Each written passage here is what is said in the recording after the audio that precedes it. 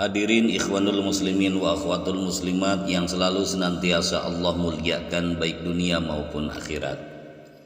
Baik, kisah yang selanjutnya adalah ada seorang Yahudi yang merindukan Rasulullah Sallallahu Alaihi Wasallam. Kisah haru seorang Yahudi yang merindukan Rasulullah Sallallahu Alaihi Wasallam. Di kalangan Yahudi ada hari yang sangat dikeramatkan. Hari itu namanya hari Sabat atau hari Sabtu yang kita kenal saat ini.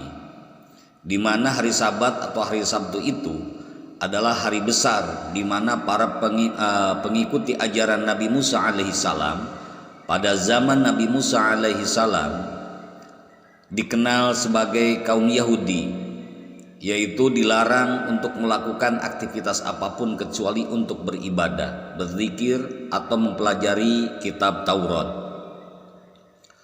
Suatu ketika ada seorang laki-laki Yahudi yang tinggal di Syam, mengisi hari-hari sabatnya untuk mempelajari kitab Taurat.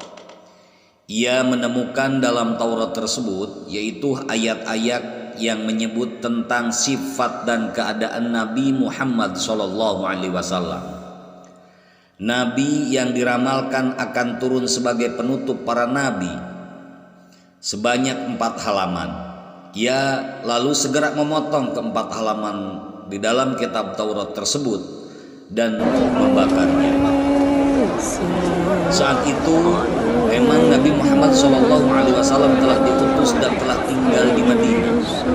Sementara itu beberapa orang pemuka dan pendeta Yahudi melakukan indoktrinasi kepada jamaahnya bahwa Nabi Muhammad SAW adalah seorang pendusta, seorang pembohong, seorang penipu. Itulah indoktrinasi yang dilakukan oleh pendeta-pendeta Yahudi. Jika ditemukan sifat dan cerita tentang dirinya dalam kitab Taurat, maka harus memotong dan membakarnya karena itu merupakan ayat-ayat tambahan dalam Taurat yang tidak benar katanya. Sehingga lelaki Yahudi dari negeri Syam tersebut adalah suatu anggota jamaah yaitu jemaah Sakti. Yang selanjutnya memasuki hari Sabat yang berikutnya. Pada hari Sabtu berikutnya, ia juga mengisi hari-harinya dengan melakukan kajian terhadap Taurat. Dan lagi-lagi ia menemukan 8 halaman yang menyebutkan tentang keadaan dan sifat-sifat Nabi Muhammad SAW seperti kejadian sebelumnya, di mana kejadian sebelumnya hanya 4 halaman, tetapi di hari Sabtu berikutnya ia menemukan 8 halaman. Dan langsung saja laki-laki Yahudi itu memotong ke-8 halaman kitab Taurat tersebut dan membakarnya atau menghanguskannya. Yang selanjutnya pada hari Sabtu berikutnya lagi ia masih melakukan kajian terhadap kitab Taurat, dan kali ini ia menemukan hal yang sama, bahkan ditambah dengan cerita tentang beberapa sahabat di sekitar Nabi Muhammad SAW. Dan laki-laki Yahudi tersebut menemukannya sebanyak 12 halaman dalam kitab Taurat. Kali ini laki-laki Yahudi itu tidak langsung memotongnya, akan tetapi ia berpikir dan berkata di dalam hatinya. Kata si laki-laki Yahudi di dalam hatinya, jika aku memotong bagian seperti ini, bisa-bisa Taurat ini seluruhnya akan menyebutkan tentang sifat-sifat dan keadaan Nabi Muhammad SAW. Tentunya kita tidak tahu pasti apakah memang kandungan Taurat seperti itu, atau memang Allah Subhanahu wa Ta'ala telah menggiring lelaki Yahudi itu kepada hidayahnya, sehingga setiap kali dipotong dan muncul secara ajaib atau mukjizat pada halaman-halaman yang lainnya. Lebih banyak dan lebih lengkap tentang keadaan Nabi Muhammad SAW. Tetapi 3 kali pengalaman kejadian tersebut telah memunculkan rasa penasaran yang teramat sangat dalam dan keinginan atau keingintahuannya yang besar kepada Nabi Muhammad SAW. Bahkan dengan 3 kali kajiannya tersebut, seakan-akan sifat dan keadaan Nabi Muhammad itulah telah lekat di dalam kepalanya si laki-laki Yahudi tersebut, dan seperti seolah-olah mengenal Nabi Muhammad dengan sangat dekat, dengan sangat akrab. Lalu laki-laki Yahudi tersebut datang kepada kawan-kawannya atau kepada kawan-kawan Yahudinya, dan si laki-laki Yahudi tersebut berkata, "Siapakah Muhammad ini?" Nah, lalu teman-temannya Yahudi itu menjawab, jawabannya, "Ia seorang pembohong besar yang tinggal di Madinah." Kata salah seorang teman Yahudinya itu, "Lebih baik engkau tidak melihatnya dan dia tidak perlu melihat engkau." Tetapi laki-laki Yahudi tersebut yang telah melihat dengan ainul yakin tentang keadaan Nabi Muhammad SAW ini, tampaknya tidak begitu saja dipengaruhi teman-temannya menerima atas saran daripada teman-temannya. Seakan-akan ada kerinduan yang menggumpal, yang mendalam kepada sosok Nabi Muhammad SAW yang belum pernah sama sekali dikenal dan ditemuinya itu. Kerinduan yang muncul kegelisahan, atau kerinduan yang memunculkan kegelisahan yang tidak akan bisa hilang kecuali bertemu langsung dengan sosok imajinasi dalam pikirannya tersebut. Lalu si laki-laki Yahudi itu berkata dengan tegas, "Demi kebenaran Taurat Musa, janganlah kalian menghalangi aku untuk mengunjungi Muhammad," katanya. Dengan tekadnya yang begitu kuat, teman-temannya itu tak mampu lagi menghalangi langkahnya untuk bertemu dengan Nabi Muhammad SAW yang berada di Madinah. Yang selanjutnya, laki-laki Yahudi ini mempersiapkan kendaraan dan perbekalannya dan langsung mengarungi padang pasir tanpa menunda-nunda lagi. Beberapa hari berjalan, siang dan malam terus saja berjalan, hingga akhirnya laki-laki Yahudi itu memasuki perbatasan kota Madinah. Orang yang pertama bertemu dengan laki-laki Yahudi tersebut adalah sahabat Nabi Muhammad SAW yang bernama Salman Al-Farisi. Karena Salman berwajahkan tampan mirip gambaran yang diperolehnya dalam kitab Taurat, ia bertanya dan berkata seperti ini, "Wahai Kisanak, apakah engkau bernama Muhammad?" Salman tidak segera menjawab, bahkan segera saja ia menangis mendapat pertanyaan tersebut, sehingga membuat lelaki Yahudi ini terheran-heran. Kemudian Salman berkata, "Saya adalah pesuruhnya." Jawab Salman Al-Farisi kepada laki Yahudi tersebut. Memang hari itu telah 3 hari Nabi Muhammad SAW wafat, dan jenazahnya Nabi Muhammad SAW baru dimakamkan kemarin malamnya. Sehingga pertanyaan seperti itu mengingatkannya kepada Nabi Muhammad SAW dan membuat Salman Al-Farisi menangis. Kemudian laki-laki Yahudi itu berkata lagi, "Wahai Salman, di manakah Muhammad?" Salman Al-Farisi berpikir cepat. Kalau ia berkata jujur bahwa Nabi Muhammad telah wafat, mungkin laki-laki ini akan langsung pulang kembali. Akan tetapi kalau ia berkata masih hidup, maka Salman berbohong. Salman pun akhirnya berkata, "Wahai Kipulan, marilah aku antar engkau kepada sahabat-sahabat Nabi Muhammad SAW." Yang selanjutnya, Salman Al-Farisi pun membawa lelaki Yahudi tersebut ke masjid. Di sana para sahabat tengah berkumpul dalam keadaan sedih. Seketikanya tiba di pintu masjid, lelaki Yahudi ini berseru agak keras, "Assalamu alayka ya Muhammad," katanya, kata si laki-laki Yahudi tersebut. Ia mengira bahwa Nabi Muhammad SAW ada di antara kumpulan para sahabat-sahabat tersebut. Tetapi sekali lagi ia melihat reaksi yang mengherankan. Beberapa orang pecah tangisnya, beberapa lainnya makin terseduh-seduh nangisnya, dan kesedihan makin meliputi wajah-wajah sahabat yang berada di dalam masjid itu. Salah seorang sahabat bertanya, "Wahai orang asing, siapakah engkau ini? Sungguh engkau telah memperbaharui luka hati kami. Apakah kamu belum tahu bahwa baginda Rasul SAW telah wafat 3 hari yang lalu?" Seketika mendengar jawaban dari salah satu sahabat, laki-laki Yahudi tersebut berteriak penuh kesedihan, "Betapa sedih hariku, betapa sia-sia perjalananku," kata si laki-laki Yahudi tersebut.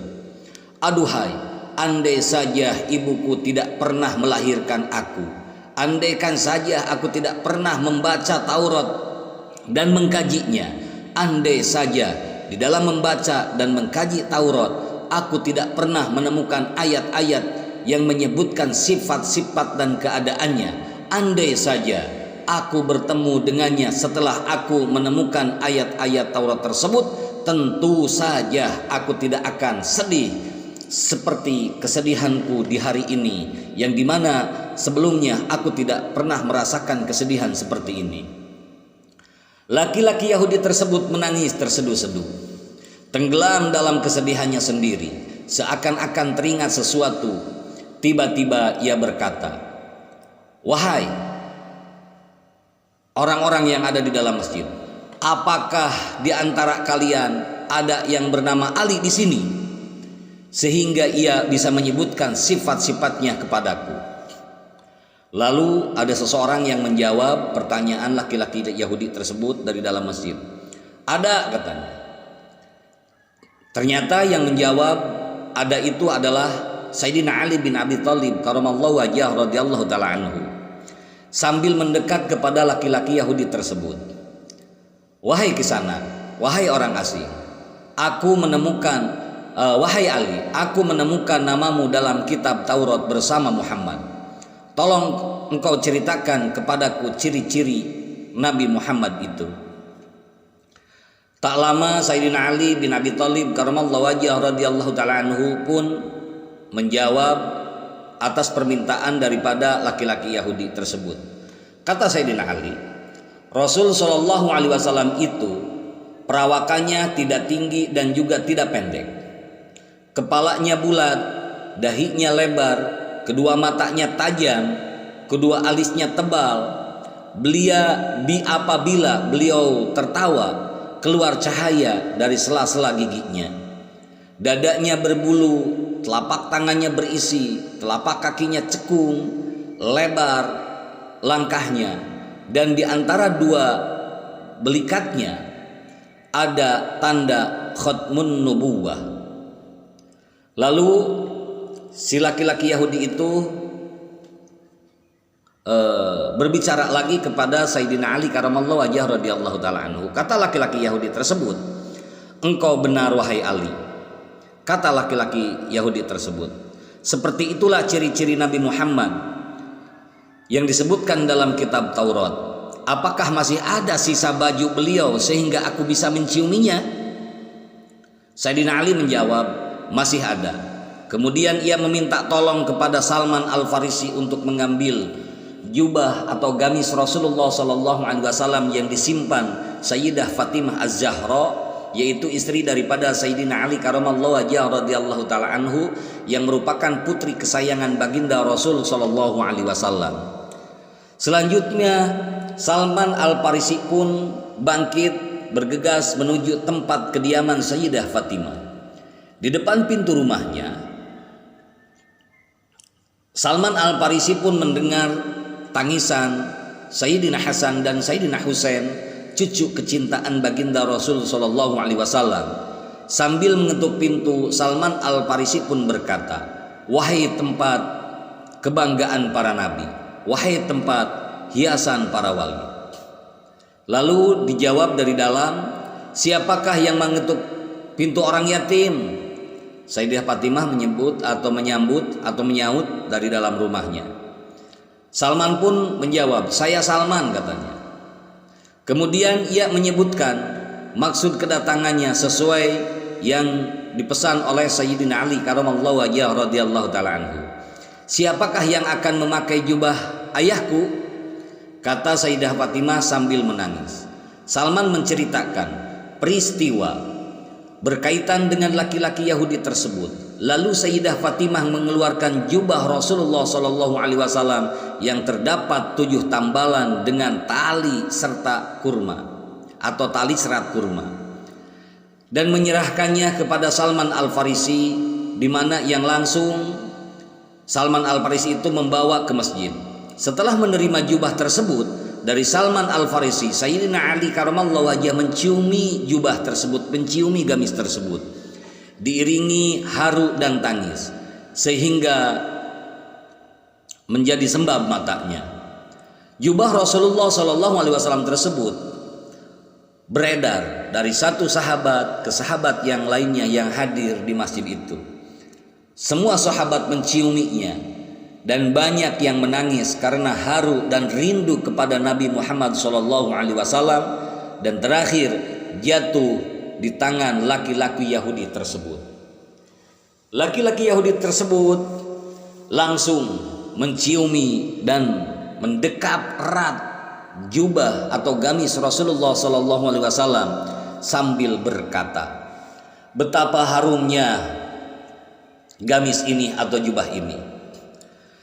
Dengan tetap mendekap jubah tersebut, laki-laki Yahudi tersebut mendekat ke makam Rasulullah SAW, kemudian menengadahkan kepalanya ke langit dan berkata, kata si Yahudi tersebut, "Wahai Tuhanku, saya bersaksi bahwa Engkau adalah Zat yang Maha Esa, yang Maha Tunggal, dan tempat bergantungnya semua makhluk. Dan saya bersaksi bahwa orang yang berada di kubur ini adalah Rasul-Mu dan kekasih-Mu. Saya membenarkan segala apa yang Dia ajarkan. Wahai Allah, jika Engkau menerima keislamanku, maka cabutlah nyawaku sekarang juga." Apa yang terjadi? Tak lama kemudian laki-laki Yahudi tersebut terkulai jatuh dan meninggal dunia di saat itu pula. Akhirnya Sayyidina Ali dan para sahabat lainnya ikut terharu dan sedih melihat keadaan si laki-laki Yahudi tersebut. Mereka segera memandikan, mengurus jenazahnya laki-laki Yahudi tersebut yang baru saja meninggal dalam keadaan muslim, yang telah menjadi muslim tersebut, dan memakamkannya di Jannatul Baqi' atau dengan nama lain pemakamannya yaitu di Jannatul Gharqad, di mana semua keluarga dan sahabatnya Rasulullah, semua keluarganya Rasulullah dimakamkan di sana. Laki-laki Yahudi ini bukanlah termasuk sahabat Nabi Muhammad SAW. Bahkan dalam keislamannya tersebut belum satupun sholat atau kefarduan lainnya yang dilakukannya, belum satupun. Tetapi kecintaan, tetapi kerinduannya kepada Nabi Muhammad SAW membuatnya pantas kalau si laki-laki yang Yahudi yang baru muslim itu dimakamkan di pemakaman Baqi, disandingkan dengan para sahabat-sahabatnya Rasulullah SAW. Ikhwanul muslimin wa akhwatul muslimat yang selalu senantiasa Allah muliakan, dari cerita ini banyak hikmah yang bisa kita petik, bisa kita ambil. Apalagi kita umatnya yang selalu merindukan dan berharap untuk mendapatkan syafaatnya.